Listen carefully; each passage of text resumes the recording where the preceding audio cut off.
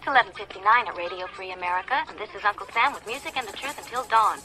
Right now, I got a few words for some of our brothers and sisters in the occupied zone. The chair is against the wall. The chair is against the wall. John has a long mustache. John has a long mustache. It's 12 o'clock, Americans, another day closer to victory. And for all of you out there on or behind the lines, this is your song.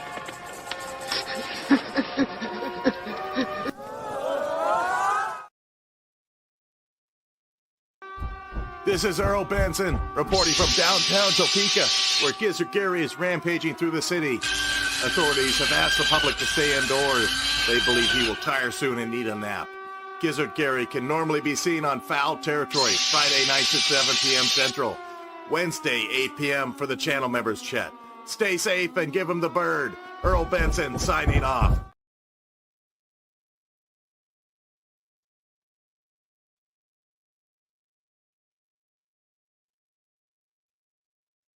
GearWebsites.com is your source for firearms-based playing cards and books. We also have mugs, shirts, and posters with designs that we've made live. Of course, we have patches. Every Friday is Free Patch Friday. We appreciate your support. Thank you for shopping at GearWebsites.com. Hey, maybe that'll work. Welcome, everybody, to our Daily Gun Show. We come to you live on Friday nights at midnight Eastern to talk about what happened this week in our Second Amendment. I just realized my fan's pretty loud. I think I can turn that down for the show. So we go live every Friday night at midnight Eastern to chat about what's been going on for the week in our Second Amendment news, our world, I guess. So let's take a look. We got our little co-host here. He's acting pretty good. He'll fall asleep here in a minute. And we're going to take a look over at our Substack. Oh, we already have a thumb or a heart over there. Thanks to the people that do that participate in our platforms out there. So we go live on Friday nights. The goal is to chat about the stuff that's been going on, but the real goal, the alternative reason we do this every week for a long time now is we're website people. So we put this information that we're about to go over tonight. I'll just quickly scroll down in the screen here for all the people that are going to be joining us live. Like, all this information gets put out in the description of this video on YouTube, which is a big platform. But we also put it over here on Substack that we're going to be looking at. We put it on our Patreon blog, thanks to our people to subscribe to our projects. Every once in a while, we put out a newsletter. And then, of course, we have Patreon and some other social platforms. Instagram and some also other social platforms.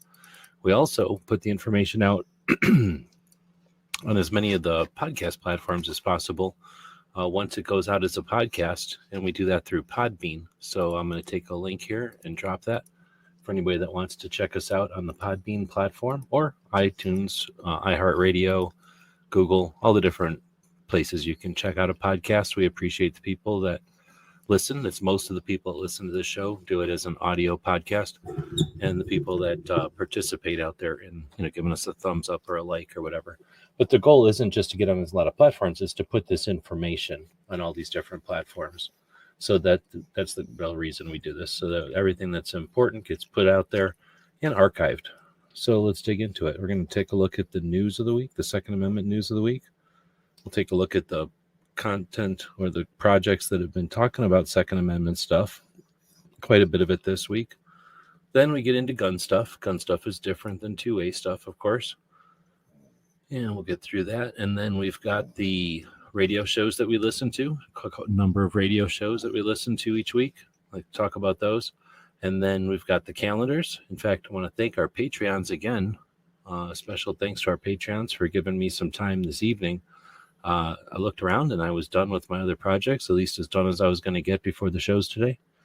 The one military interview show that I listened to ended. Gizzard had not come on yet, so I spent some time working on the calendars again. So thanks to the folks at Patreon that give me the chance to just drop everything and do that once in a while. Then those military interview shows, there's quite a few of those. It was a pretty good week for those. And then we wrap up the show with the stuff that we do throughout the week, and we'll chat about that stuff at the end. So if you'd like to join us, please do.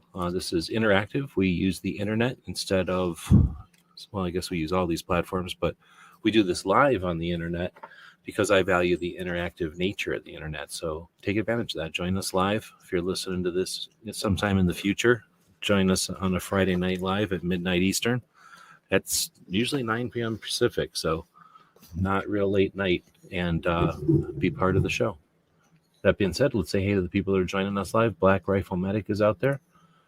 How's everything going? Good on this end. In fact, I was thinking about starting the show this way, and this, tell me if this is a jerk way to start it, but this is definitely the evening that you'd want to move to Arizona, or you'd want to be visiting Arizona. It is just a nice day out there. Nice evening, I guess, out there. So I hope everybody else is having this nice evening. And if you're not, just remember that every once in a while, you do get a nice evening on a Friday, right? Uh-oh, what happened? Did I just freeze up? If you could just stay sitting, I wouldn't have to move the camera, and then I wouldn't have froze up. What happened here? Did we freeze? Yeah, I feel like we froze.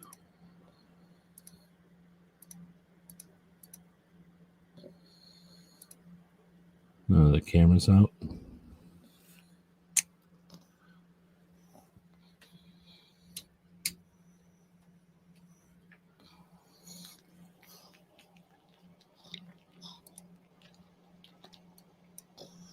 Oh, that's the wrong thing to click.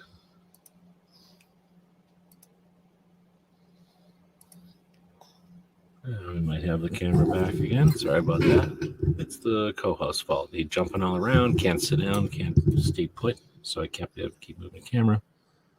We're the victims here. All right, so what happened? I lost the screen. We're going to go find that.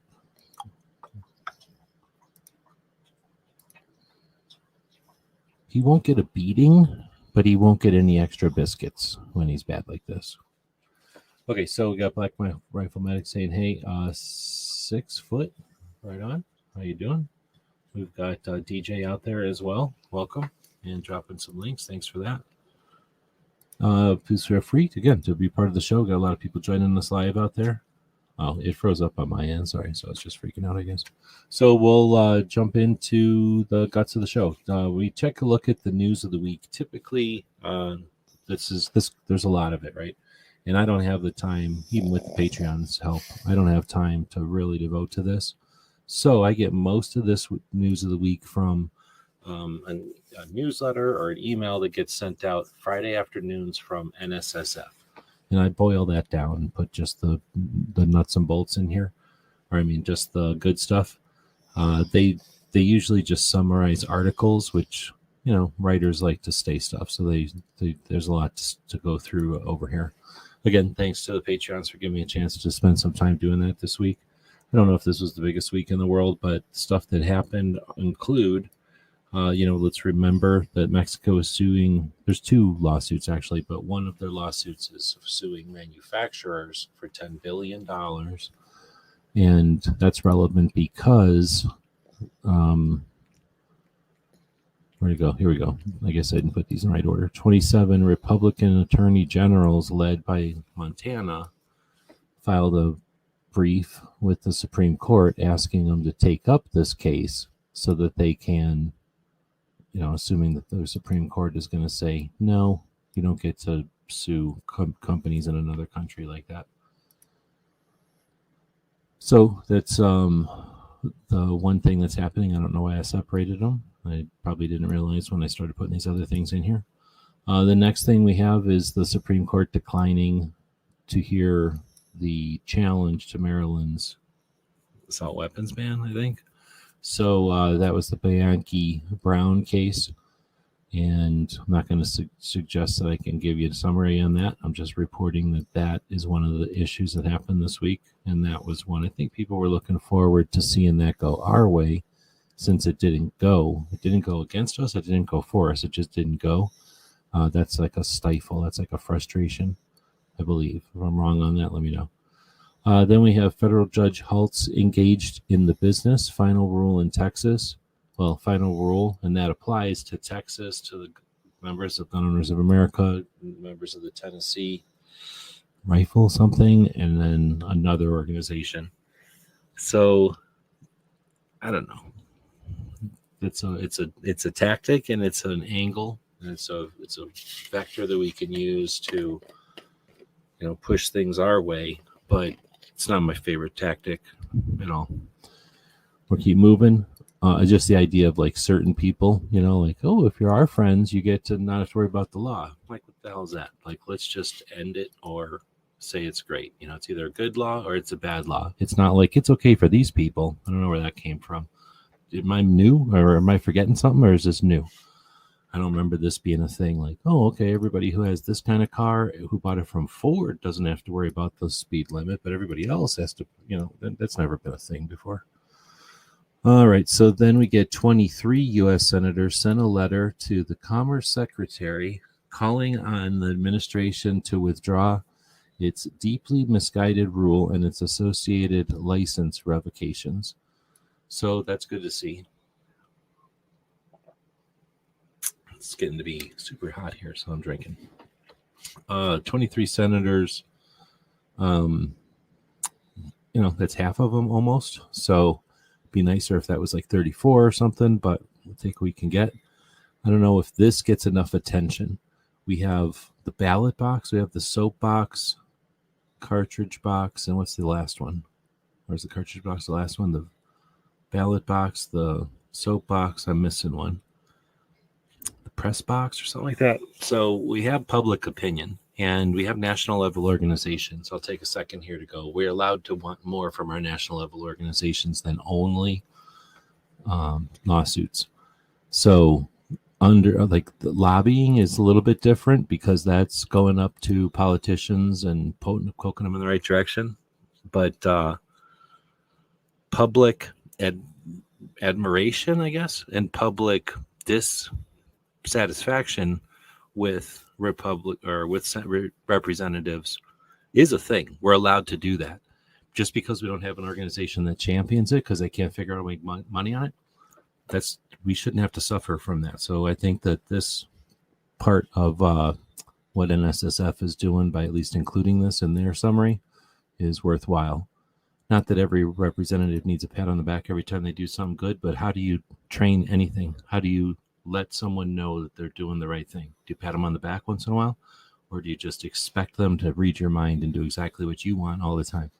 So I like this concept of being aware of the good stuff that representatives are doing and the bad stuff. And there's nothing wrong with expecting to have some kind of a tally, some kind of a scoreboard. Maybe even each organization could compete with each other with, to try to make the most useful or easy to read scoreboards so that we can keep track of this stuff in election years, which is what we're in right now. All right. So anyway, this is the, deeply misguided rule and associated licenses. So I believe that's what the whole bullshit definition of a seller. Next, we get ATF Director D2223DMR saying, hey, welcome. Oh, DJ saying it was a great weather day after more tornadoes. Oh, man. Let's see. So ATF Director Stephen Diddlebach testified before the U.S. House and committee in an oversight hearing. I didn't even know about this until after it happened, which is frustrating. I don't know if I would have had time. I think this was on Thursday. I could have made time. I did have a couple of things to do Thursday, but they weren't like they had to be done on Thursday. So I could have done these move things and stream this. So don't assume that I know when everything is. Like this kind of stuff, that's what we have, the Patreon whole thing for, so that we can spend time on stuff like this. I suspect the only people that paid attention to this were the people getting super chats during it, which means we're only going to see the little gotcha moments in it. Would definitely been interesting to have seen, them quote unquote holding his feet to the fire. I'm assuming that's what they're doing over the branch itself or the whole ATF, or if it's I forget what this is exactly for. It was on. Was it this? Yeah, I think I just didn't put it in here right. The Select Subcommittee on the Weaponization of Federal Government. And I think it has to do with them going after gun shops instead of doing their job and going after criminals. But that would have been interesting to watch. I don't know if anybody did watch it. I'm actually running a campaign for a friend of mine here in Missouri. He's running for a representative for District 141. Right on. I don't know if you know Unapologetically Armed, but she's fairly active as one of the Women for Gun Rights delegates in Missouri. So if you haven't met her, I don't know, maybe there's something y'all can support each other or help each other, share resources. Next time I see her, I'll let her know. But that's awesome. We need, how they say, strong men make weak times, make good times, and good times make weak people. Let's put it this way: weak people, and weak people make bad times. Bad times make strong people. People like Rebecca Schmoy and people like, Eli, is that his name, down here in Arizona? There's a couple of people that have been running for government office that can make a difference. So that's awesome. Let's see. Now we have two from Louisiana that I guess are good. The first one is called the FIND Act, which stands for Firearms Industry Non-Discrimination Act. Passed the Louisiana House of Representatives in a 64-23 vote. And I don't know what that is. That's probably something that's just similar to plaque up, but on a state level to reinforce it, I guess, or to keep another level of lawsuits away from manufacturers in Louisiana, maybe. Then we get Louisiana SB 301, the Second Amendment Financial Privacy Act, and looks like both of those are headed back to their Senate for kind of like, they've already been through the Senate, so they're just being touched by the Senate, and then they go to the governor, and I'm guessing it sounds like everybody's thinking they're going to happen, so I guess that's good. I don't know, but the worrying about gun purchases on credit cards, that's a whole new angle. I don't know how worried we should be about that. Seems kind of like a red herring, but I could be persuaded otherwise if somebody gave me some actual insight on it. I have seen the antis bringing it up, but just because they bring it up doesn't mean shit. They only have a small playbook and they bring stuff up over and over and over. It has nothing to do with if it's effective or not. That being said, I don't want to be blindsided by nothing, but anyway, we keep going. California passed a sin tax. Was that last year? And it should be going into effect here in July. An additional 11% tax, if you haven't heard, on top of the national 11% tax. So massive tax on firearms in California, and I think ammo also, and parts. So it's ridiculous. So interestingly, remember Liberty Doll a few weeks ago? I'll just leave it at that. Minnesota Democrats combined 9 anti-gun bills into a massive 1,400-page do-everything bill and passed it on midnight on the session's last day. So Minnesota went anti-gun overnight. Are we paying attention, right? Are we farting around or what the hell? But Minnesota just went anti-gun. Minnesota's a big-ass state. They're up there touching Canada. Do we want like a big California right in the middle of the country? Like, I don't know what's going on with Wisconsin so much. You know, they're worried about their cheese and they're worried about guns, but they don't hate guns, but they don't love guns in Wisconsin. But, you know, if we get California, if we get Minnesota, Illinois, and Wisconsin all being anti-gun, that's a pretty big chunk. We don't want that in the middle of the country. There's no need for it. So Minnesota, I know it's tough because people up there are kind of independent and they're kind of like, I'll just do this myself. But when they start not giving a shit about gun rights, gun owners' rights, we're in trouble because,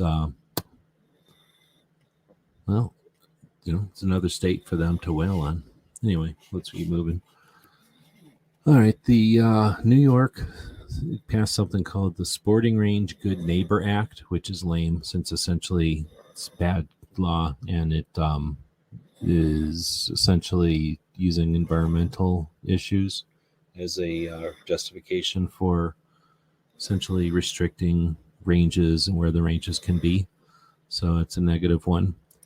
And then we flip to, I guess, a positive one. Wyoming authorized $10 million for a multi-discipline recreational shooting complex. A $10 million shooting range in Wyoming is going to be built, and they've got 9 communities vying for that. So I don't know, maybe anybody was paying attention to that on their channels out there, but that seems like an interesting race, I guess, or like competition that's brewing in Wyoming.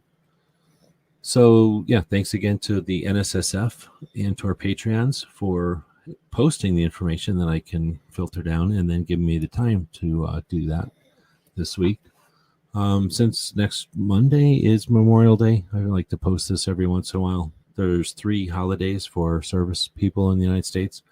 Memorial Day is the one's coming up on Monday, and that's for people who are no longer alive and they've died serving the country. That's the people we memorialize on Memorial Day. Seems kind of whatever, but just to say it, Veterans Day is in November, and that's when we thank people who have served in the military. But we don't need to show graves on Veterans Day, right? Because we're still alive. Our veterans are still alive. I mean, then you got Armed Forces Day, and that's when you thank people who are still wearing a uniform today. So you don't talk to veterans on Armed Forces Day necessarily. And again, no need for a cemetery. And that one happens on the 3rd Saturday in May. And then I'll just say finally that, I'll just shut up. Memorial Day. So you don't need to throw a flag on the floor. You don't need to write on it. You can just do something else, and vets don't care. And the people that have died for our country don't need you to throw a flag on the ground to thank them, because that doesn't really do that. All right, I'll move on. So then we have the 2A talk. So there's certain things that are focused on, guns and stuff each week. And then there's stuff that's actually focused on 2A. A lot of times the 2A stuff is Sky is Falling or, hyped up stuff and over exaggerated to keep, a news cycle moving. So we try to look at just the most important things, the efforts that are happening consistently to move the ball, to normalize guns and to stop the conversation instead of prolong the discussion, debate, whatever this is, this game that we have with the anti-rights people who, use ignorance and unawareness to keep the game going. They're profiting on it. Our side makes money. I hesitate to say they profit on it, but they're certainly employed on our side. So I like to focus on the things that are happening to end all that so that we can just move on as gun owners and people who leave gun owners alone and worry about other issues that we actually have in the country. So with that being said, the NRA has their meeting once a year. People call it the NRA meeting. And it's called the NRA meeting and annual events. Annual meeting and events. So the events is the part that's like SHOT Show, where a bunch of manufacturers are invited and they set up booths. Now, 25% of the room is nonprofits, clubs, and collectors groups. Whenever I would go to NRA back in the day, 2009 and 10 and back then, that was my favorite part of NRA show, was that 25% of the floor is clubs, nonprofits, and collectors groups. So that's where I would always go look at the miniatures. I'd always go look at the Chicago, or what do you call them, the poker guns. There's always interesting stuff, cannons from the South, like all kinds of interesting stuff there. And then all those manufacturers show up and do like little mini SHOT Show booths.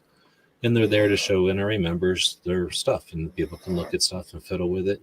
And that is all in addition to the members meeting. The members meeting is on Saturday. So there's 2 million to 5 million, depending on who you listen to, members of the NRA. And anybody who's a life member or a member for over 5 years has the right to vote in the organization. And all of those people had an opportunity on Saturday to show up in the room that we're seeing on the screen right now.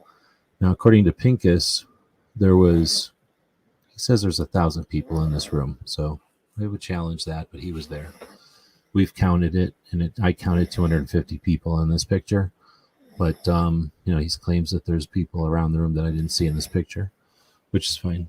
But certainly not the majority of the membership or anything, or even a portion of the membership, really. So the member meeting happens on Saturday. Then on Monday, they have a board election. And then on Tuesday, the new board, who had just elected on Monday, kind of gets the ball rolling for the next year. And that's typically what happens at the NRA annual meeting. Now, in 2019, they had an issue with people being dissatisfied with the running of the organization, and people showed up at the members meeting, and they didn't really raise a ruckus, but they certainly challenged the norm. Instead of just saying yes, yes, yes to everything the board said, there was challenges and a little bit of debate. So in 2020, they separated the annual meeting, the members meeting, and the leadership meetings, and held the leadership meetings here in Tucson. Luckily, it was in Tucson, so I could just drive across town and go to them at a snooty motel on the north side of town. And I didn't get to go in. That's when I learned that my NRA life membership had some kind of problem or something. Even though I'm a life member, they weren't letting me into the meeting. But anyway, a bunch of people went there and saw the leadership meeting, and it went to an executive session. They did all the voting off out of behind closed doors, and that got everybody upset. And then most people who just are not casually give a shit, they'll say, oh yeah, blah blah blah, the NRA. So the people that are actually paying attention and want to see the membership organization be taken control of by members have been paying attention for a number of years. So this year, 2024, with Wayne LaPierre gone and his top, let's say 10 people from the board gone, and 4 new, what they call reform members, voted in by the membership at the top levels. Like the most voted for people were the reform candidates. People who were flunkies of Wayne, we did not get voted in. And we already had like Amanda Suffolk and Rick Ector and some other guy that I don't know that were supposedly, essentially reform on the board. Now, the board has 75 members, but half of them are like Tom Selleck and shit, and they never do anything anyway. So a lot of the people that were the worst are gone.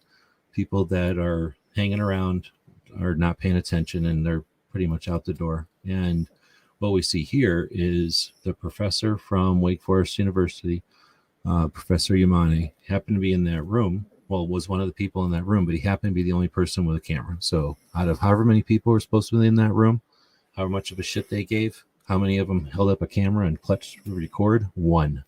So this is 30-something minutes of what happened at that meeting, 33 minutes, and it's edited. At least he stops filming and starts filming again. I don't think he edited it. But it's interesting to watch. And I encourage people who are interested at all to check out Piece of History, because the organization something will happen. And guess what? It'll happen. And then, let's say that NRA wins and our freedom wins and the people take back the NRA and it's a good organization. How many people are going to go, oh, I've been with them all the time. I always liked the NRA. I always said I would support them as soon as Wayne was gone. So we're going to get all of them fair weather supporters coming back at some point.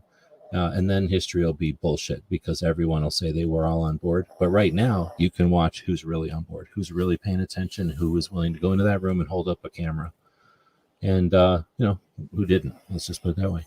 So thanks to Professor Yamane for being in there. Thanks to Alex Lilly from Forge of Freedom. Thanks to, I think, if Adam wasn't in there, Adam Richardson, he was paying attention. And then, of course, Jeff and Chris Knox, who are both, well, Jeff is on the board and Chris was in the room also. And then I guess Pincus for being in there and paying attention as well. And then being willing to be on shows since then to express what happened in there. But, a lot of people aren't giving a shit about this. And yeah, you stand with Bloomberg. If you don't give a shit about this, then might as well just not get paid to hang out with Bloomberg, because Bloomberg loves it when the NRA falls apart. He gets paid when the NRA falls apart.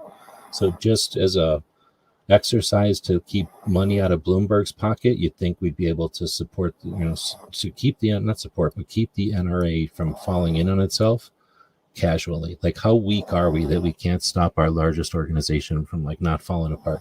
It's like a bunch of people who have tools and materials watching a building collapse because they're too lazy to go build the building again. Go build the building stronger. The hell, aren't you better than the people who built? Anyway, I'll quit bitching.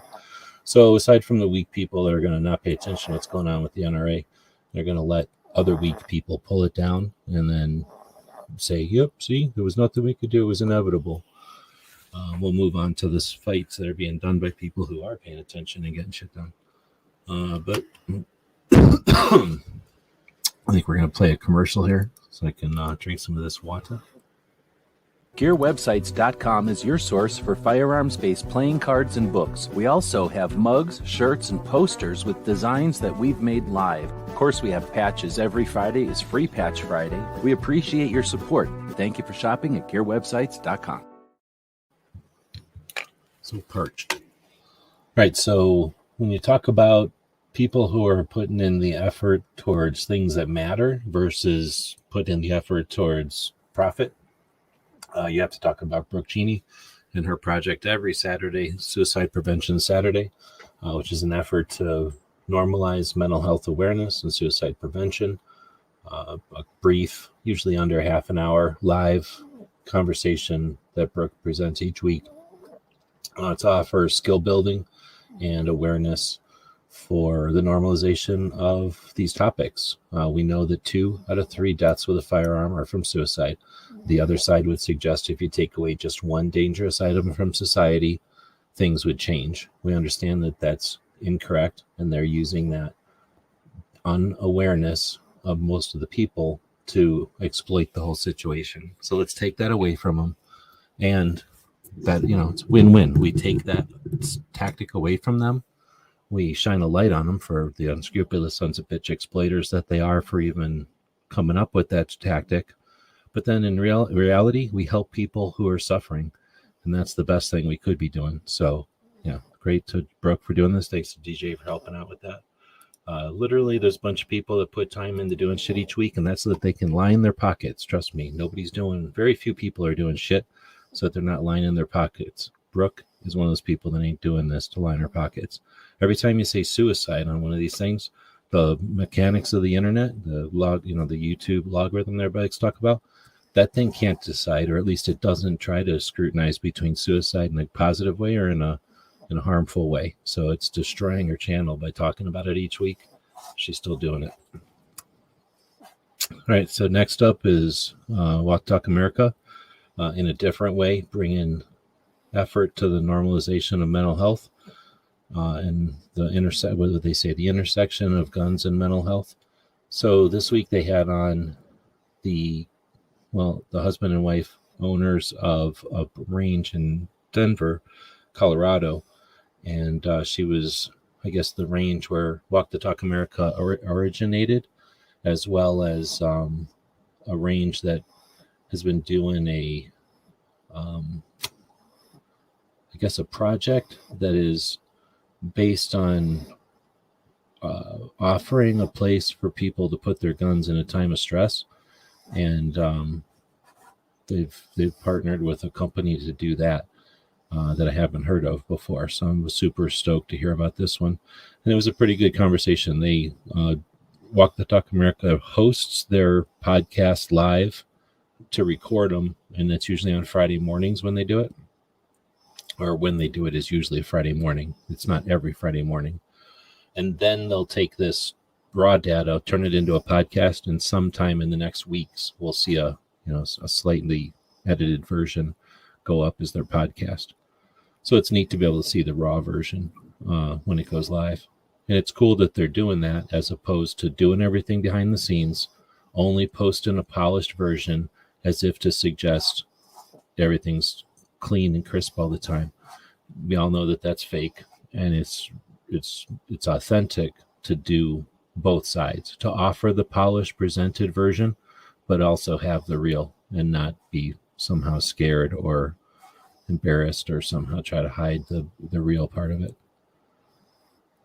Well, and it's also super interesting to see what they cut away. Is if you're a content creator, when people do this, when they offer a live and then an edited version, that's the same as them giving you a lesson on their editing style. So you have got a lot to kind of understand, or a lot to absorb from those kind of projects. This was Jake from Walk Talk America saying why all mental health illness can be overcome. Quick, maybe a 7-minute video on that. Next up is Guns for Everyone. the instructors, I guess, out of Colorado. They have done 100,000. Well, they've done free CCW classes for Colorado residents for many years now, and they've had 100,000 students take free CCW classes from them over the years. I think that's the biggest feather in their cap, but it's hardly the only one. Guns for Everyone does quite a few things, including hosting or co-hosting or something, the Makers Match, which is the only 3D printing event that happens annually. This is like their 4th or 5th year. Just happened this year in Pennsylvania. They also go to Mexico and do classes in the country of Mexico, which is extremely unique, I guess, and difficult. And also Edgar speaks Spanish fluently, so he's often representative for gun owners' rights on Telemundo, almost on the regular. And we didn't really have anyone doing that since Alan Gottlieb and what's his name? Who's the Jeff? No, what's the guy's name from GOA? Haven't said his name in a while. Pratt. Which is the kid's name? Because anyway, his dad, Pratt. I'm getting too many names mixed up, but the dad, Pratt, not the guy who's there now. The dad of the guy who's in charge of GOA now, Larry Pratt. That's the dad. Is also fluent Spanish speaker. So back in the day, you could have Larry and Alan Gottlieb on Telemundo all the time, just speaking fluent Spanish. It's pretty cool. I don't think Eric speaks Spanish, or if he does, I've never seen him on Telemundo. All right, so next, the Virginia Citizens Defense League, they hold their meetings on Sunday nights on live, and they're a great organization. They're a parent organization or a grandfather organization of many of the state level organizations that have done good work over the years. So they always cut new ground. It's always cool to watch them. They host an efficient group meeting. I've been in, I can't even tell you, over the last year, especially doing the crap 9 to 5. I've been in so many of these meetings, and they all don't hold a candle. Nothing holds a candle to as well as the Virginia Citizens Defense League takes care of business. They don't fart around. They're just getting it done. And they're not all business like robots either. Like, they're human. They have fun. They do stuff that's interesting on their show. They have mess ups every once in a while, but they're not there to fart around. They're not there to have like a bullshit session. They're there to have a meeting, and they have a great meeting. I think we talked about it earlier, but the issue in Connecticut, right? Or no, Maryland. Night Risers out there, welcome. All right, so next we're going to get into the gun talk. She Fires does her chats on Sundays. I'm pretty sure I turned it on, listened to about 4 minutes, and then fell asleep. I've been drinking the Monster Energy drinks instead of the coffee, and it's definitely given me the on-off switch type of situation. So I think I'm pretty sure I fell dead asleep as soon as the show started, because I kind of remember getting ready for it, and then I don't remember it. Same thing happened to me on Wednesday. Anyways, then we had Yankee doing his Shooting Left to Center show. It was just me and him this week. It was a little bit different vibe than normal, so it might be one to watch. I don't know if you like Yankee. Gun and Gear Review podcast with Tony and his crew from the Gun and Gear Review podcast. Had episode 527. They do that on Tuesdays. Wednesdays is the Mouse Party, an unscripted show hosted by Foss. And he also does a show every other weekend called The Overnight. And that last weekend was an overnight. That means this weekend, no overnight. You're just going to be lonely and have nothing to do on Saturday night this week. Now, if you're listening to this as a podcast, don't take what I just said there, because I have no idea when I'm posting this. So you're going to have to want to check out DM Foss's channel each Saturday and just find out if there's an overnight scheduled or not. He usually sets it up sometime middle of the day on Saturday if he's going to do it. This is some channel I watch. that I think it's from Canada. It is a channel from Canada, and Canadians are like, they're screwed over in a bunch of ways, but they have way cooler guns than us in another way. And this is a full auto, well, this was a full auto Russian AK from ICYMI. And all they had to do was get rid of the pin, and this guy in Canada owns it. Now, he can't sell it or do anything with it. It has to be destroyed when he dies because of stupid Canada laws right now. Hopefully they'll change those as soon as possible, and we can do something about that because Canada sucks off of our economy constantly. So we should be able to hold some strings with that, or at least help the gun owners of Canada out. But in any case, it's just super cool. So watching a Canadian sit there fiddling with his real Russian, at one time full auto gun, just shows that our laws ain't even close to being the same. Like, they have totally different laws. And even though they can't have stuff, they have some stuff that's way cooler than us. So if you remember back in the days of this show, when I first started, this would be in Bob, you can see some really cool Chinese stuff that we haven't been able to get since the first Bush started an assault weapon or an import ban from China in like the 80s. Wait, is that the first Bush? Yeah, the dad Bush. They stopped those Chinese imports. Back in the first days of the internet, when I first started doing, here's a little Easter egg for people who are listening to the show, paying attention, 45 minutes in.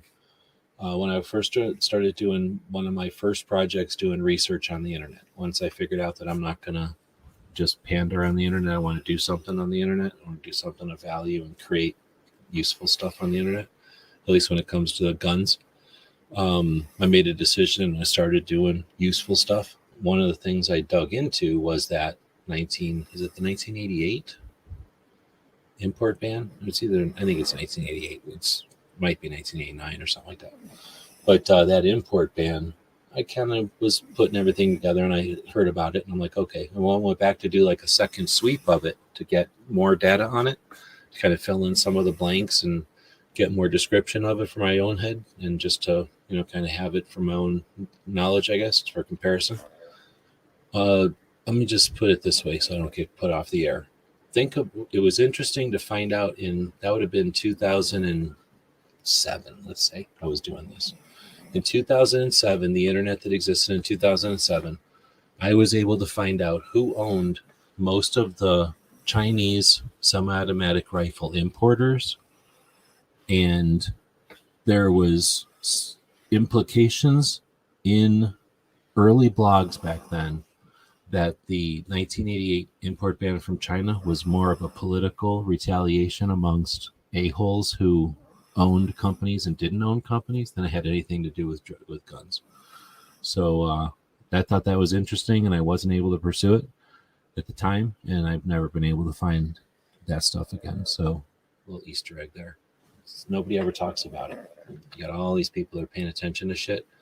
Who owned the semi-automatic rifle importers in the 1980s when all this stuff got stopped? And I'll shut up, because once you find out who owned them, it's pretty freaking interesting. All right, so next we'll get to Chris from 740. He does a show from Ohio. And he had Hoodlum 3621. I only got there for the end of this one because I was in Yankee show. But he was also talking to somebody, Whiskey Hotel, which I don't know if that's the person's name or if it's their channel or if it's like the name of the company, but it seemed like a pretty interesting show. Chris is interested in different things in the gun community than I am, so it's cool to watch him pursue those and then share that stuff. And this was a 3-gun, I'm going to call it a 3-gun. I don't know if it was a 2-gun or a 3-gun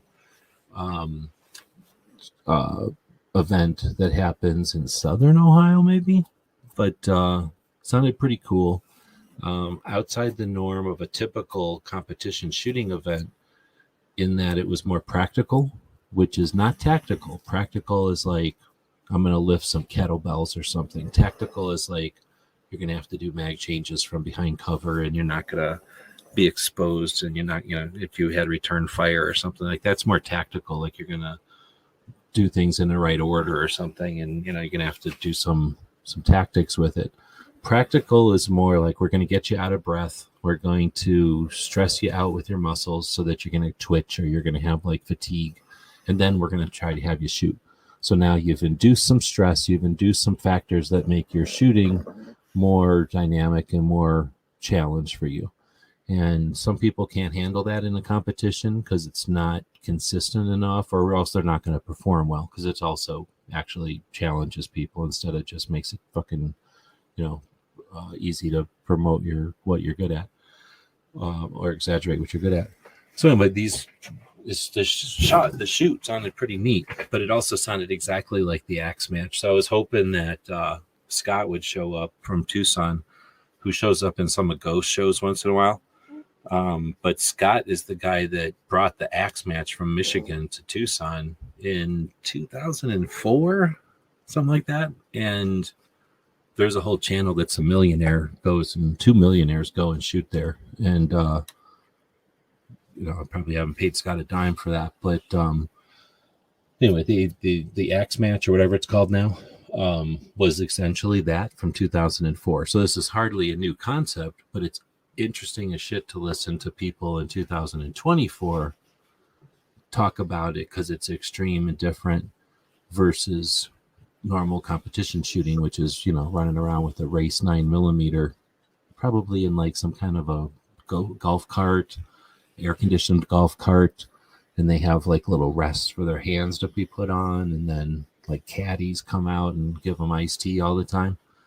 I'm assuming that's how the 9mm competitions run. But anyway, this is cool to listen to the end of Chris's show talking about that. All right, we'll get to Bullets for Bucks. Got to 200,000 subs, so bigger than our channel now.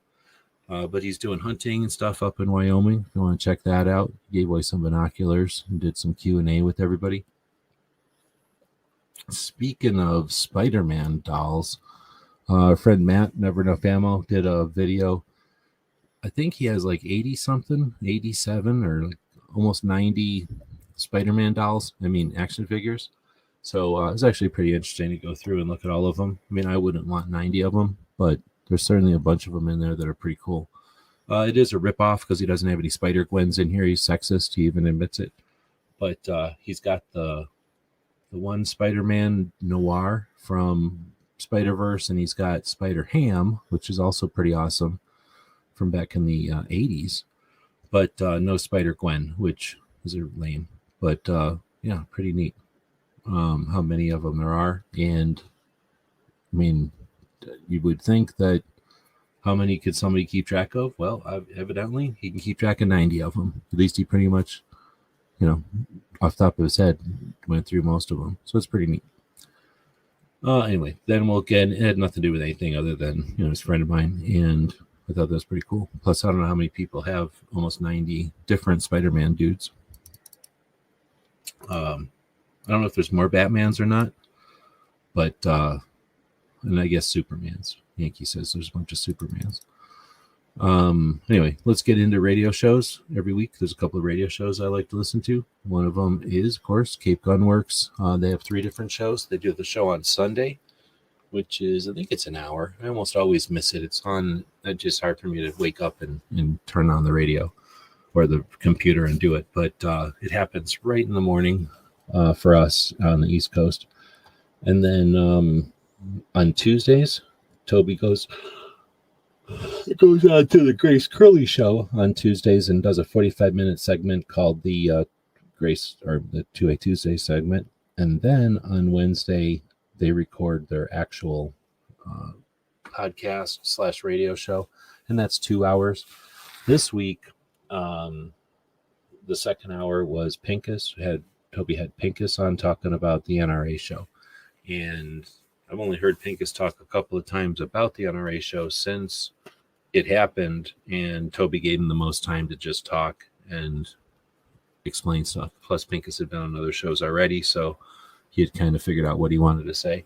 So I'd say the second hour of Rapid Fire Radio is a pretty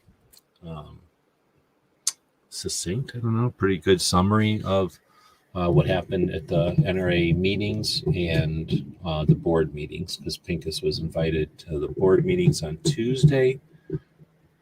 to the board meetings on the board elections on Monday because they were not held behind closed doors. All right, then we have Gun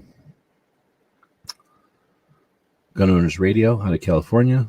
They have their gun show coming up on June 1st, and that's worth checking out if you're going to be in the San Diego area, worth supporting a good organization in Southern California. Every Sunday afternoon, I think it's like 3 p.m. our time, so that's like 6 p.m. metric. They do their show, they broadcast their show, but then they stream it on the YouTube. And every once in a while they have a computer glitch or something, but for the most part, you get to watch the entire show streamed on YouTube. Quite a few people show up and have a conversation in the side chat with that one. And recently they've been interacting with that on the air and everything. So that show's just going on and on, making it better and better. They've got their next gun show coming up. And again, it's important for people in San Diego to support gun shows. And so if you can get to that gun show, if you're going to be in San Diego area June 1st, then definitely consider jumping into their gun show. Or if you're not going to be there, help support it by spreading the word about it. It's important that in a place where gun shows are challenged, California, where gun shows are challenged, that gun shows succeed. If we ignore them, they will go away. And there's a big reason they call it the gun show loophole. And they jump on that fictitious thing because they're attempting to make it look like gun shows are the cause of all things. And when we ignore them and they go away, they'll take credit for removing gun shows from the scene. Trust me, if we let gun shows wither on the vine, they will step in, take credit for destroying them. And that'll make it look like we didn't need gun shows. So anyway, if you don't like what gun shows had been or what they are today, change them. I can guarantee you, I've been going to gun shows for like 40-something years. They change. Gun shows are just a reflection of what we got on here, just like the internet's a reflection. If you don't like what they're doing, do something different. Add to it. There's so many new gun shows out there, but the ones that exist are completely malleable. They're completely organic. They're completely at the discretion of who shows up and who sets up, like who sets up tables and who shows up to walk around. So anyway, Gun Owners Radio hosts a gun show. It's an amazing effort in San Diego, in this case, just outside of San Diego, so that they can have guns at it, and definitely deserve your help, if not your attendance, if it's possible. That being said, they also do the gun prom, which is coming up later on in the year. We just added some stuff to the calendar. We'll talk about that in a minute. But that's a fancy dress get-together for gun owners. So that, again, to help normalize gun ownership. Guns are normal. Normal people have guns, do normal stuff. And I just think that's a neat idea. I'd like to see that franchised around and have all the national level organizations do a fancy get-together. NRA does that and raises a bunch of money. I know a lot of people don't like it. I personally didn't like it, but that was at a time when we weren't under attack and we were all just watching money get wasted. When a fancy get-together can end exploitation and the attacks on us, which it possibly could, then yeah, I'm all for it. Let's see what happens. All right, so that's the radio shows. We'll get into the calendars here for a quick bit. Like I mentioned, speaking of quick bits, let's take a second. Thank our co-host for being good for this part of the show. Basically just laying here, not making a bunch of noises. So he'll probably stop doing that and start making a bunch of noises here in a bit. And then I'm also going to take a minute and play a commercial since we're almost at the top of the hour. Let's do another thanks to Foss. We'll do another commercial for our gear website store. Captain, a vessel approaching. On screen.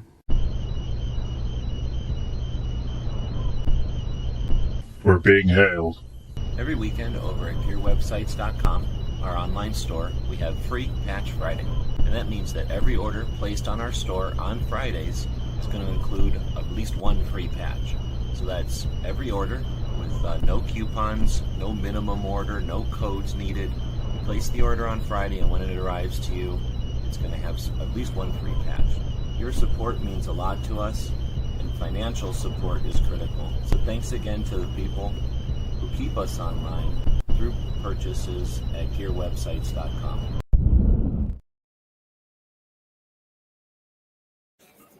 Again, thanks to Voss for that, and thanks to everybody who helps us out financially. Essentially gives us the chance to spend time on this stuff that doesn't make any kind of profit or anything. It isn't stuff that is designed to make profit. So with that in mind, let's go check a look at the calendar.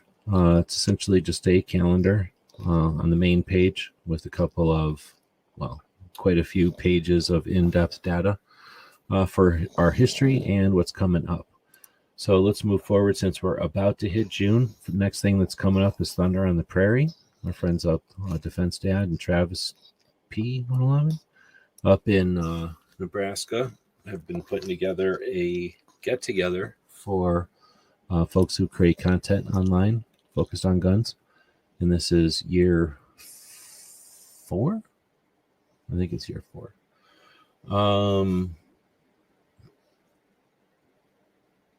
Patches gun plaid. I don't know what we're saying. So then we have the anniversary of D-Day coming up on the 6th of June. June. Let's see. Same day that Roland White was born. He's the guy that invented the bored through cylinder that Smith and Wesson they worked with them, and what's the word? They paid to use his patent in their first revolver, and that was the 22 short Model 1, the first bored through cylinder production revolver. And that was in like 1850, and Roland White owned the bored through cylinder, but then was forced to fight everybody who ripped him off, and he went poor. He went broke trying to defend his patent, which was a bullshit move. I don't know if Smith & Wesson did that to him or if they were just like unaware that was going to happen, but that's one of those things in history that is frustrating to hear. Anyway, he was born on June 6th, 1817. So when he was something like 40 years old, I guess, or 30-something years old, he invented the bored through cylinder. When you were 30 years old, did you invent something as significant to culture, to the world, as a bored through cylinder on a revolver? Essentially turning a gun into an AK-47, because now you could shoot 5 times and reload. Nobody could reload shit before that, really. Anyway, so then we have the Blade Show coming up June 7th through the 9th, that weekend. That weekend is also the anniversary of the first national conference on the shooting sports back in 1960. And that first national conference on the shooting sports would become the NSSF. So it was the first an event. Which came first, the event or the organization? The event. First there was an event, and then, oh man, I did a cartoon of the guy. I can't think of his name, but the guy goes, "We should make this an organization." And everybody was like, "Yeah, we should, and you're the boss of it." And he's like, "Oh shit, now he's the boss of the NSSF."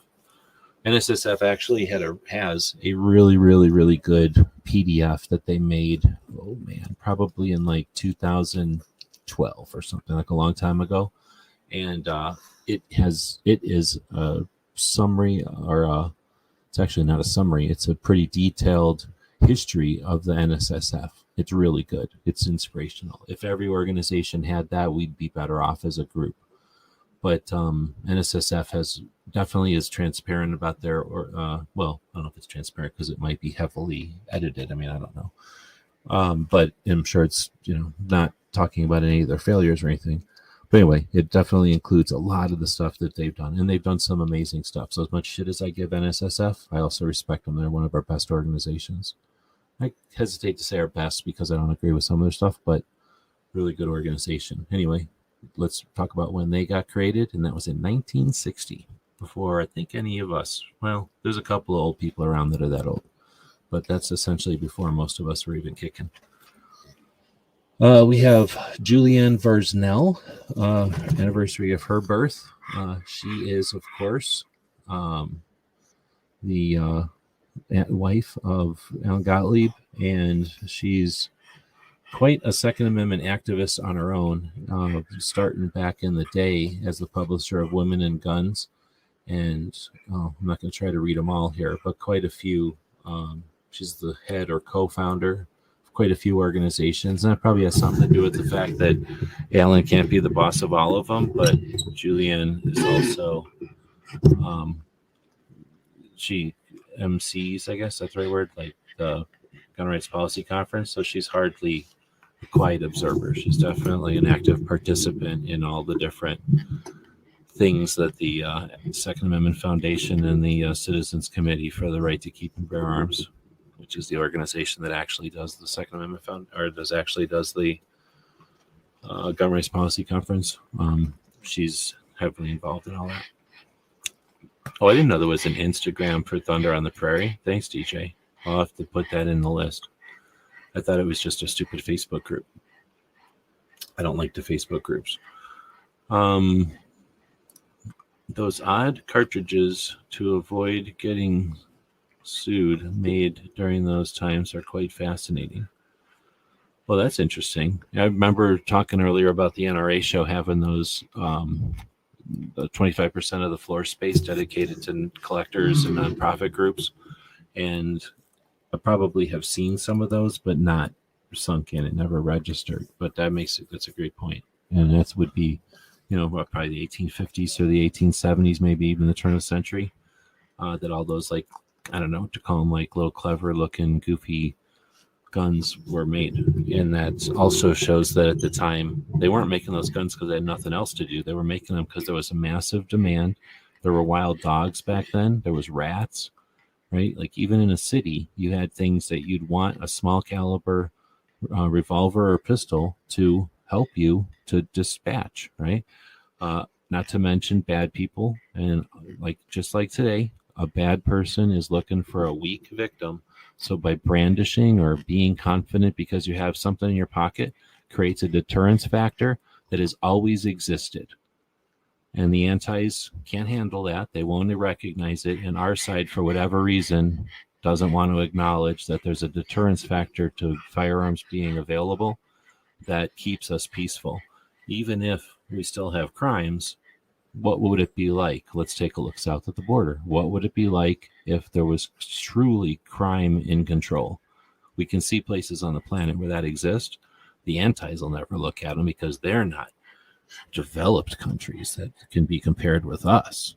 Well, of course, if you take away rule of law and the deterrent factor of a free individual offering lethal force to a criminal, then what happens? You get criminals being brazen and being super violent. And that's never existed here, or at least it hasn't existed here very often since the evolution of the pocket pistols and the stuff that we're talking about, the crazy things that were designed to work around Roland White's bored through cylinder design. Anyway, let's keep going. New Hampshire ends prohibition on hunting with suppressors in 2016. I forget what year it was, probably around 2017 or 18. I went through and added, okay, you're getting put down. We're putting the dog down. He's being put down. You might have heard it.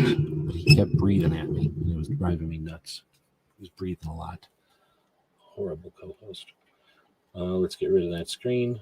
And let's just bring this up since we don't have co-host anymore. And that means I can just put the mic somewhere and not have the mic down by my belly button all the time. All right, so the New Hampshire ends prohibition on hunting with suppressors. Like I said, I think it was in like 18. I went through and put in the anniversaries of all the different anniversaries with suppressors. So we have hunting with suppressors is a pretty big one. Not every state, but a bunch of the states have hunting with suppressors. And then there's a few Montana laws, I like to call them, where states say, hey, since the federal government says they can regulate things, blah, blah, blah, let's just do things in state and do whatever we want. So I like to put the anniversary, there's those laws. And then what else besides hunting? There's something else that I think some states just made suppressors illegal. And whenever that changed, we put those anniversaries in as well. Suppressors are a pretty big vector for rights because they're not firearms, but they're treated like firearms. They're hearing protection, right? They're a safety device. I got a cough again.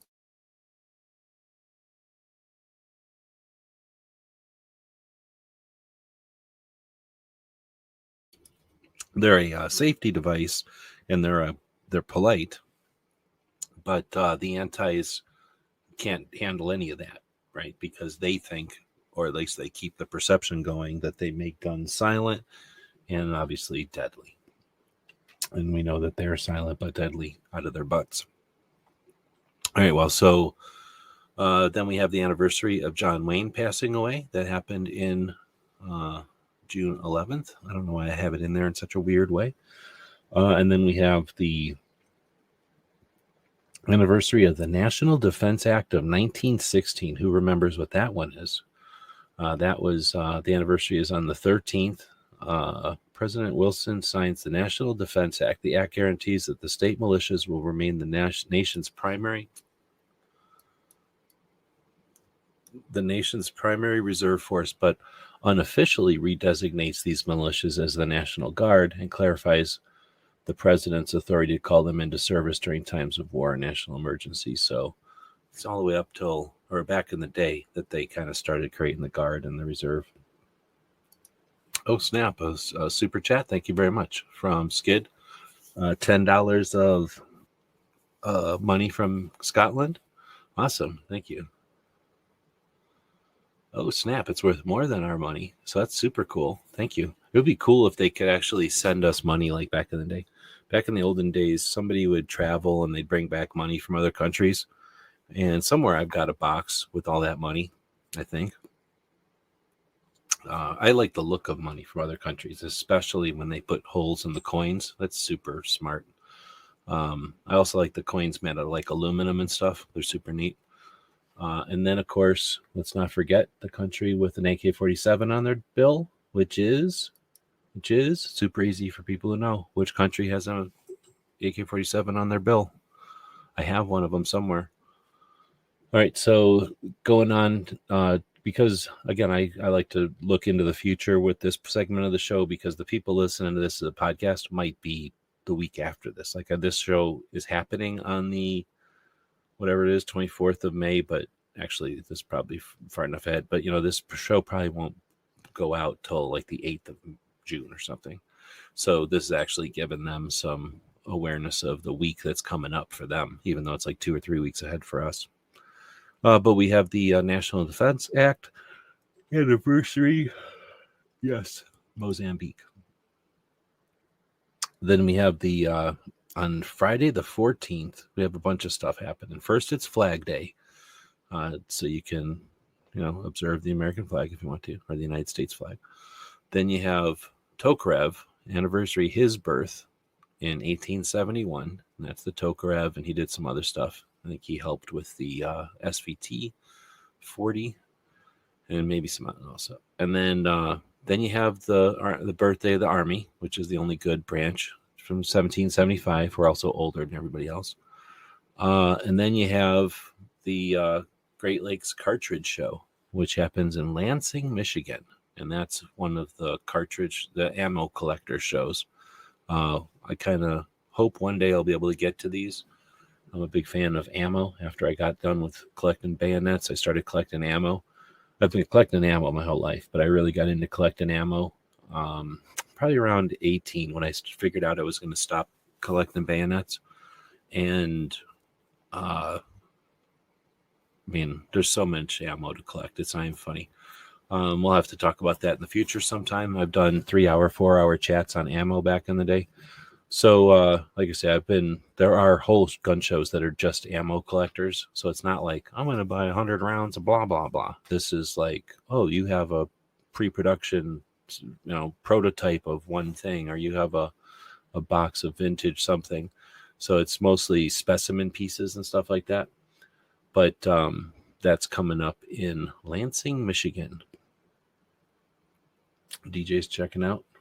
Take it easy. So, hold on. There's an AK on an African flag. Yeah, Mozambique. And then you're also saying, I like that some European bill has a Polish barrel on it. So that's one of the coolest AKs, actually. Not the coolest or nothing, but it's a very cool AK. and very rare in the United States up until the last couple of years. So that would be super cool. I didn't even know about that. And I don't know how much Polish money costs, but it probably can't cost that much unless that's like their $1,000 bill or something. All right, well, so that's gun calendars. And like I say, thanks to our Patreons for giving us a chance to keep the servers going. There's 3 big servers. There's the sites themselves. And then it's just the time. Like I say, I took about 2-3 hours today while I was listening to a military podcast over there, and updated some of the events and things throughout the rest of the year.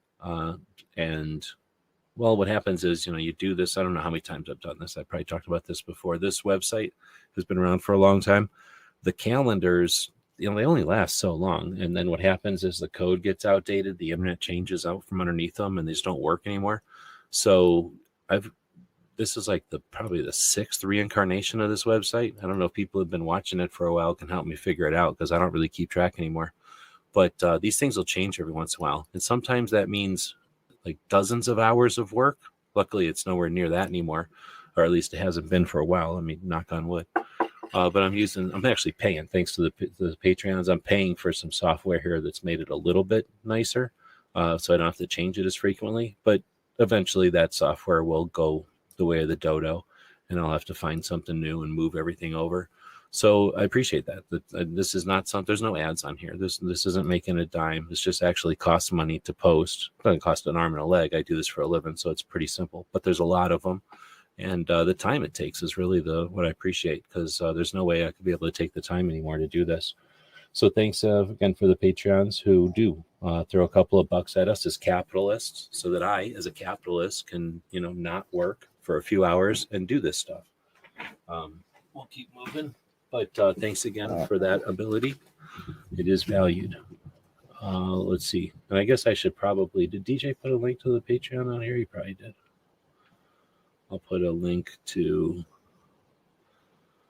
that up on the screen whenever I can find it. But if you're listening to this as a podcast or whatever, just go over to Patreon, grab $20, head to Patreon, look us up, throw $5 or whatever you want at us, and then take the rest of that $20. There it is. Thanks, DJ. And put $5 over here, $5 over here, $5 over here, and see if I'm wrong, if you don't enjoy what you get from that investment. As a capitalist investor in content, invest in what you appreciate and you'll see it grow. It's just like anything. It's like putting water on a seed. You get to see what happens when they're actually able, because they understand there's people out there who care what they're doing. Things are actually able to develop. And you have immediate control of that as opposed to being an audience. So Patreon's pretty fun. Don't let anybody tell you any different. You're part of the venture capitalizing. You're venture capitalists for content over on Patreon.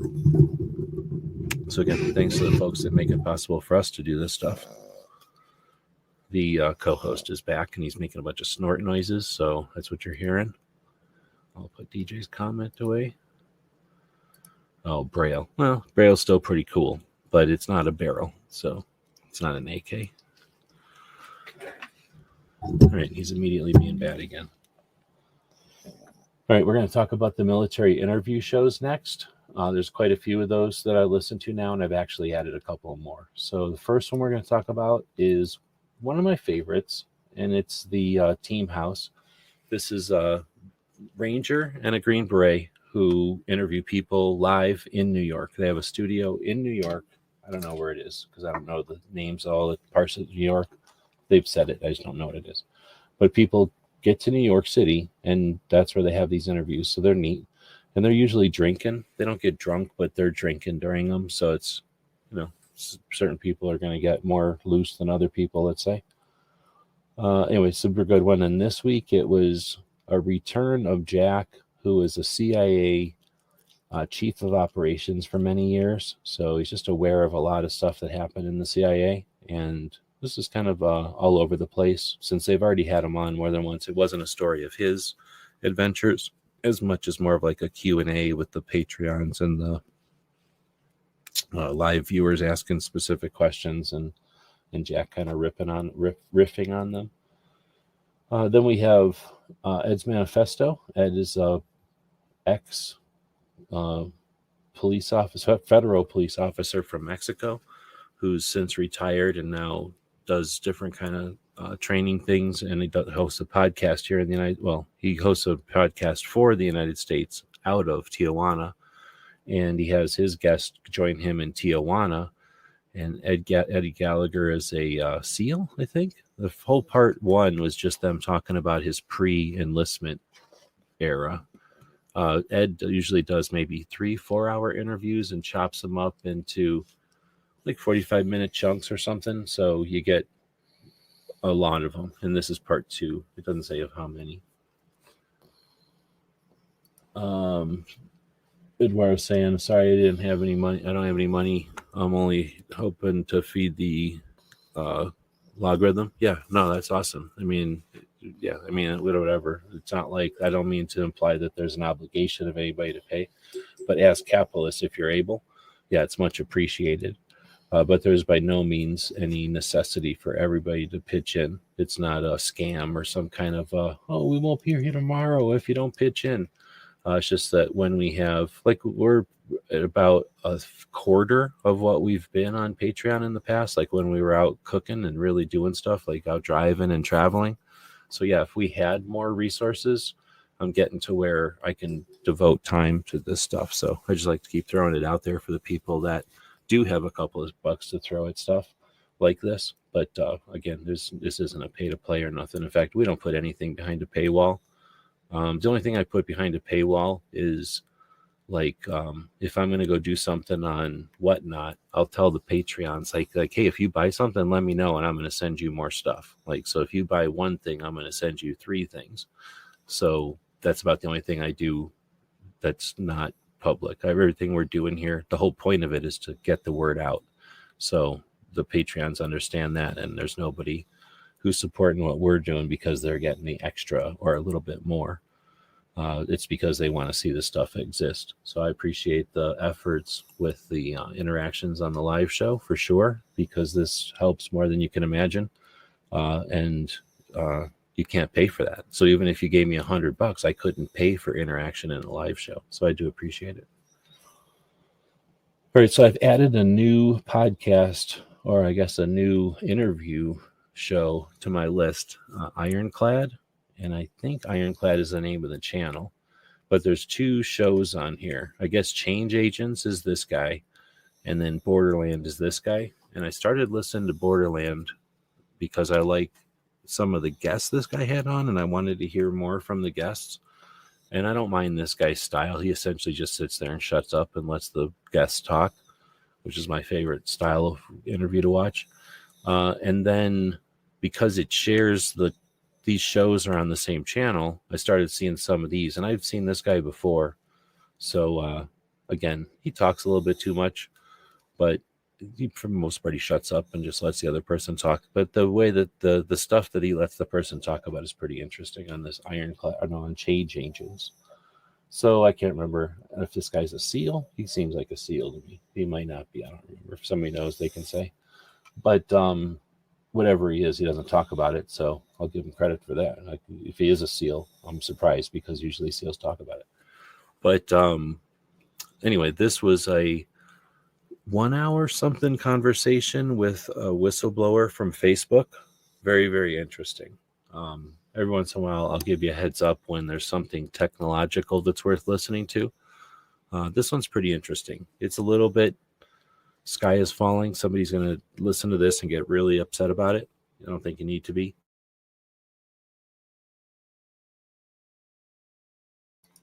But it is pretty annoying. You're going to find out that big companies aren't evil unless you count just not being perfect evil. So big companies are big and they don't know how big they're going to get. So they can't create every department they're going to need for being big when they're little, right? So because you don't know where you're going, you can't see the future. No company can anticipate, I'm going to need a security for this until they need a security for this, right? So that's essentially what this conversation is about. But I could see a lot of people are going to listen to this and go, Facebook didn't care, or Facebook valued this over that. But anyway, super insightful. Why you gotta make these noises when we're trying to do a show? You're ruining it. I think I'm gonna start over. We've only been doing it for an hour or something. Let's just start over with a different co-host. I'll bring the other dog over here and we'll get rid of this one. It's ruining. None of these shows that we've talked about tonight has a co-host that makes so many noises as this one. All right, so next we'll move on to Borderlands, the other show that I listened to, and this one's hard to listen to, literally. The opinions of the guests and host are their own. A special warfare aquatic center after him at Lackland. This guy's yelling at you the whole time. He's got good info. He's like the boss of, what was he? Was he like the ATF, or he was a special agent? So FDA? I forget what he was. He was some sort of, maybe it was FBI. Do you need to be put down again? Can you stop making that weird noise? Quit it. So it's super interesting. He knows a lot about what's going on because he had an ultimately high position in FBI, and now he is working with against fentanyl, essentially. And fentanyl's massive. Of course, it's failed policy, so nothing's going to talk about it. Everything that's there to protect the whatever you want to call, like the infrastructure or the bureaucracy, everything that wants the bureaucracy to just be like, leave it alone. It's fine. Nothing will talk about the fentanyl situation. This guy's got lots of great information on it, so it might be a little bit dire. And again, it's kind of hard to listen to because the host barely talks, both barely ever says anything, and when he does, he's really quiet. And this guy says some stuff most of the show, and it's really loud, so you're gonna have to turn it down. And then when the host says something, you got to rewind it and then turn the volume up, listen to what the host said, and then turn it back down and listen to this guy reply. But aside from that, and I don't usually bitch about audio, but this is the loudest thing I've listened to in a while. Worth listening to, though. Very cool. And not necessarily positive, like you're not going to feel good about things, but there is no answer, in my opinion, to the situation with the cartels and what they've done with fentanyl in China and everything. So the more and more you find out about it, the more you figure out simple answers are not going to work. Or at least the easy answers aren't going to work. I shouldn't say that. A simple answer will probably be the answer, but the easy answers aren't. All right, now so we'll get into, thanks everybody for sticking with us. There's a whole bunch of people watching, dozens of people watching, and not very many people saying anything, but way more than an hour into the show in the middle of the night. So thanks for joining us, sticking with it. All right, so the next thing is we talk about the stuff that we did this week, and one of the things we do, ideally, and almost every Saturday, is do Ask Gun Questions, the podcast with Tony, where we kind of answer questions that come into the website, but because there's not that many questions, they don't like flood into the website. Every once in a while, somebody will ask a question, but we also just end up BSing, especially if me and Tony haven't chatted in a while. Then we essentially just catch up in front of everybody and with an audience, that's involved in the show. And it's also just to do a show on the weekend, and it's a way to do a show during the day. I prefer to do my shows in the middle of the night like this, but what I was saying, can't they just come out with a stable volume feature?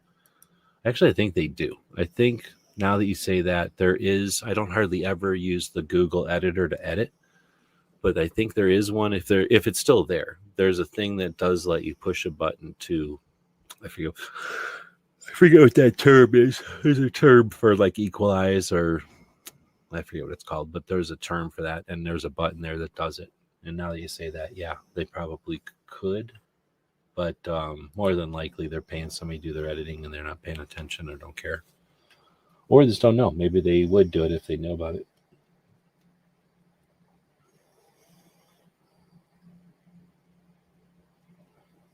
Oh, you're saying Google just came out with Load stable volume. Yeah, right on.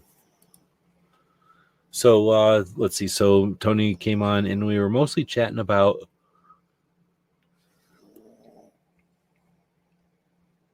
I think we were chatting mostly about Train and Learn, which is where he is at right now. So where he'll be tomorrow is still a Train and Learn. So we're going to do a different show tomorrow, Ask Gun Map questions or something. And I forgot. I had something in mind. So I'm going to spend some time on the maps, I think, tomorrow. Let's see. What else do we do? We've been doing stuff over on what? No, this is over on the Gear channel. We got a bunch of dice, and I actually just got a whole bunch more dice from this company. But 1985 Games is a company that does like accessories for Dungeons and Dragons and those kind of role-playing games. So they sent us a whole bunch of dice, and we did I think 20 minutes of unboxing these dice. So they sent us a thing of 6 dice, 6 sets, and each set is separate and different from each other. So we just went through and opened each one up and looked at them and saw what's so good about them. There was some really, really neat ones. Definitely some throwback, some vintage stuff, like what we would have gotten our Dungeons and Dragons boxes back in the 80s, except, modern versions of it. And then almost modern replicas or reproductions from what I can remember. Like they definitely felt like the old dice. And then the sets that they sent us that we did the live show on also came along with enamel pins and stickers. Quite a bit of stuff to look at. And like I say, they liked that, so they sent me even more. So I suppose sometime over the weekend we might do that again. If you're a Patreon, you saw something in there you like, let me know. And then we did some knife sales over on Whatnot, which is kind of like eBay and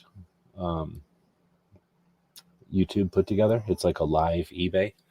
So yeah, we've been selling a bunch of stuff over there. And then last weekend they said, hey, let's do knives. So I was like, okay, I can sell knives. So we had a couple of really fun knife shows. This weekend I'll try to do a knife show if I can. I've been actually working on something for the 9 to 5 that has just been, I'm kind of in the middle of a big project. So if I can end that project or get a big chunk of it done, then maybe we will take some time between Hillbilly. Or no, there is no overnight tomorrow. So maybe we'll do it after Hillbilly tomorrow, but not guaranteeing anything. So we might do another knife sale over there. You can keep an eye on the Gear channel, which is, we try to go live over there whenever we're live on Whatnot. And then, or you can just join Whatnot and check it out. It's sort of like eBay. If you don't like it, you don't have to like it. But if you do join and use one of our links, they're going to give you $15 for your first purchase. And they give us $5. So a couple of people have done that already to join up through our links. And then whenever they buy something, like their first $15 is free. And then, like I say, then we get a $5. The only reason I know it's working is because every once in a while it'll say, hey, you got another $5. So I thought that was pretty cool. Ron Wayne's taken off. Yep, well, we're just about to end it. So thanks for joining in. We right around 90 minutes, which is pretty good. Still gives me a little time to finish off some stuff here before the end of the day. So with that, we'll say thanks again. I noticed again that somebody had give us a heart, I guess, over here on StreamYard. We've been following along on the screen here with the Substack blog post. And I posted this.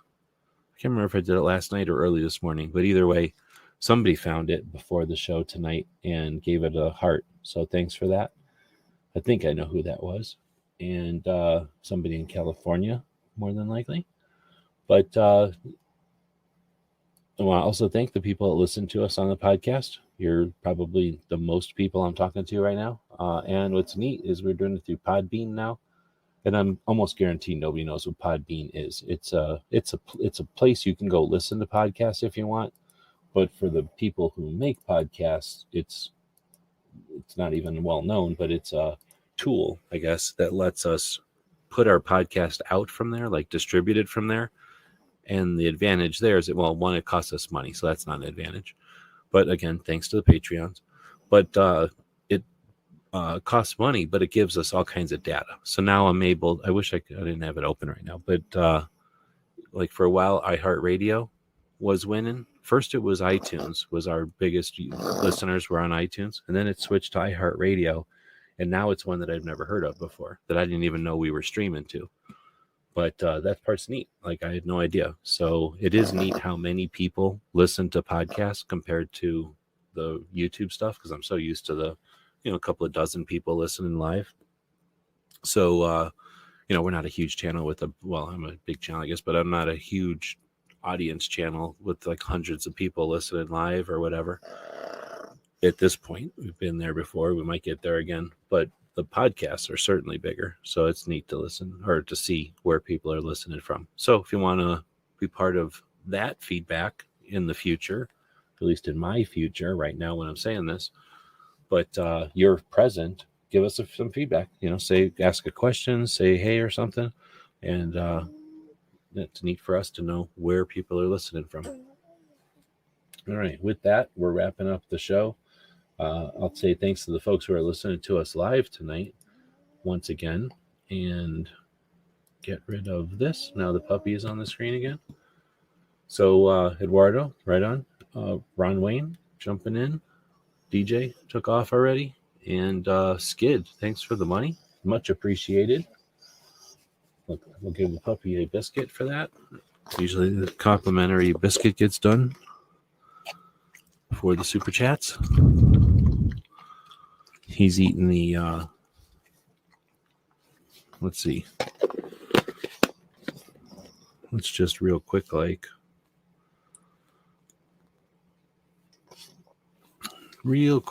we're gonna zap this bottle of pet calming. Dude, he stuck his tongue right in front of it while I'm trying to zap it. But it was able to find it. He's eating a $39 bottle of marijuana treats. So this dog is eating $40 treats right now. That's the way we roll. So thanks for that super chat. We'll give him another. It's like dog caviar, but it's also made out of hemp.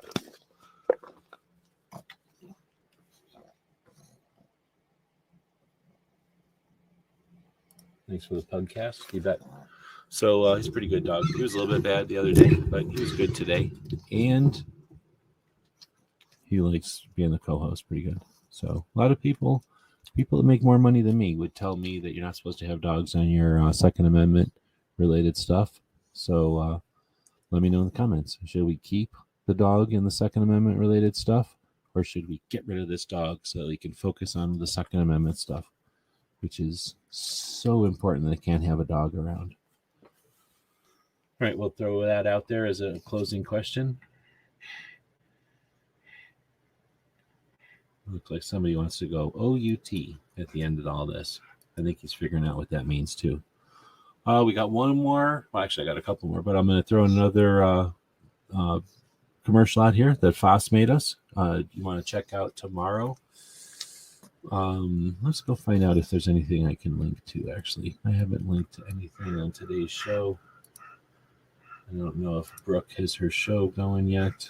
So at this point of the show, if you're listening as a podcast, I'm just mumbling because I am jumping over to the YouTube to see if Brooke has posted her show tomorrow yet, so that I can link to it on this show. And she has not. So I see that Hillbilly has. I just saw that he had. Now where did it go? I don't know. So I have to find it. There it is. He's listed his show. So we're just going to real quick open up this show. Whoops. Open up this show. Real quick open up this. Go into this show. Once it's slid open, just like if you're cutting a bass. Oh, there it is. And then we're going to flip over to the customization tab on the left. Find redirect all the way down the middle column. When that opens up, we're going to have two tabs. We're going to paste Hillbilly's link into the right side tab. Click OK, save, and now when we end the show, it'll recommend that you go check out Guns, Beer, and Therapy tomorrow evening after Brook Show. All right, thanks everybody for joining us, and have a great weekend, and a great next rest of your week. Or however you'd say that.